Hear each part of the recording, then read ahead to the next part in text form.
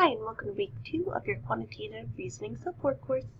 This week in class we'll be looking at the co-requisite support activity 2C and co-requisite support activity 3A. If you have not done so already, please make sure you complete that syllabus quiz. And I'm just going to re-show you where that is real quick. You'll find that by linking right to your announcement. If you get about a 67, that'll end up being 100. There's a couple I need to hand grade, but please do make sure to get that completed by next week.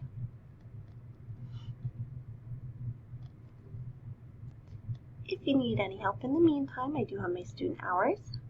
You can find right over here. If you cannot make any of these hours, please just let me know and we can make an appointment.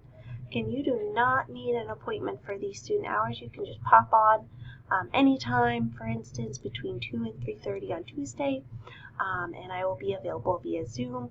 Tuesdays and Thursdays I will also be available in my office. So I look forward to seeing you guys on Monday after we have our 152 class.